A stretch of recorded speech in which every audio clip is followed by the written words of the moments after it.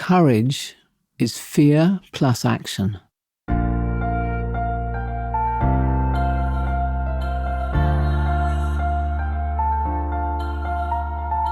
This is Walking Your Talk, a personal development podcast about leadership, authenticity, and courage. I'm Carolyn Taylor, and I've been working with organizations on how to change their culture for over 30 years. But this is much more personal. If you want to be known as someone who walks your talk, then this podcast is for you.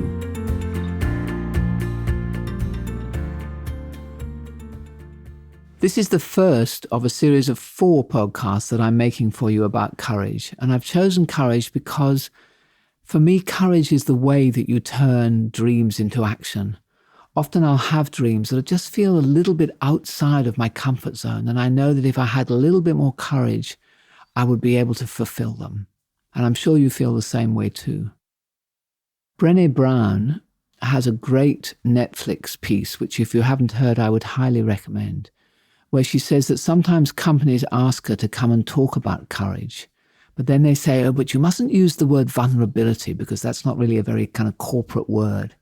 She, of course, absolutely refuses to work with them under those circumstances, saying that that restriction makes it impossible. Because in fact, when you explore the concept of courage, you have to touch into vulnerability. And that is an uncomfortable word for many of us. So when I explore with people this concept of courage being having fear and still acting, I realize how many people actually spend a lot of their life firmly inside of their comfort zone. Actually, then you're allowing the fear to win and you don't take action to do all those things that you wish you could do. Another thing I've noticed is that a courageous act is very different for one person than it is for another. So maybe, we take the example of public speaking. For me, public speaking, I love it. It doesn't require courage at all for me. Put me in front of a group and I come alive. No notes, lots of questions, lots of interaction, lots of challenge. I'm in my element. But put me in front of this microphone, talking to you, the listener of my podcast, actually required much more courage for me because it's much more intimate. So it's just you and me, even though you're a long way away. And that intimacy invokes more fear in me than standing in front of 500 people. For somebody else, it would be completely the reverse. So I think the first thing to notice about courage for you is that by definition, if you're not feeling afraid, then you're not outside of your comfort zone, and nobody else can tell you what that means because your fears, your anxieties are different from mine. But what I can tell you is that your life becomes richer in every sense if you are able to take that step. So let's examine for a moment how, if courage is fear plus action, how that actually works. So you're faced with a situation that makes you feel anxious or uncomfortable, which, by the way, are both less obvious forms of fear, and often words people feel more comfortable. I know lots of people who say, oh, no, I never feel afraid. But my experience is that anxiety is kind of from the same base. Maybe you think about something that you know you ought to do, like having a difficult conversation with someone. You need to give them some feedback, or, you're faced with the opportunity to take a risk with a client perhaps, ask for more money than you normally would, or asking your boss to invest some money in a product or a project that you really believe in.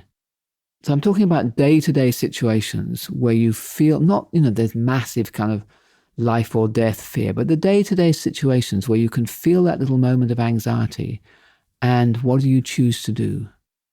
And that anxiety that you feel is actually completely normal. It's actually a surge of adrenaline in your body, which fuels you to take action. So we're all hardwired to do that, because if we're sitting in real danger, then our body gets this surge of adrenaline, which tells us to flight or fight or whatever it is that we need to do. But there are many things in our life where we get that same level or that same surge of anxiety, where in fact, if we examine it more deeply, the danger is not as great as we think it might be. So the first step is actually to get better at recognizing when you get that surge of adrenaline, that anxiety. And most people feel it either in their throat or in their stomach. You can actually sort of feel it in your body. So observe that, welcome it, because that's your courage moment. and watch how your mind rationalizes why you shouldn't act. So that mechanism that was designed to stop you walking too close to the cliff edge so you won't fall off is now trying to prevent you from growing outside of your comfort zone and doing something, in fact, that would end up being really exciting for you. So I find that just recognizing what's going on makes a huge difference. My technique of avoiding is often procrastination. I'll put off doing something that is not familiar. So in this series of 4 episodes about courage, I'm going to explore 3 different types of courage opportunities.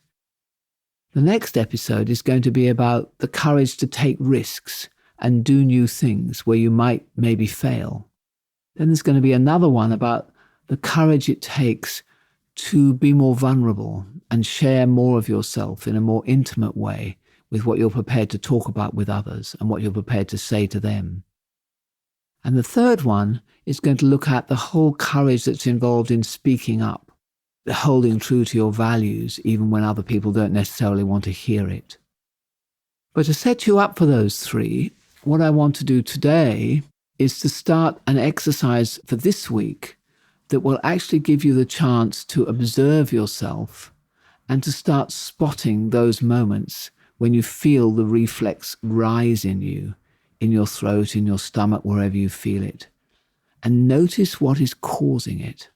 And actually rate it on a scale of 1 to 10 in terms of how strong that fear impulse is and what it does.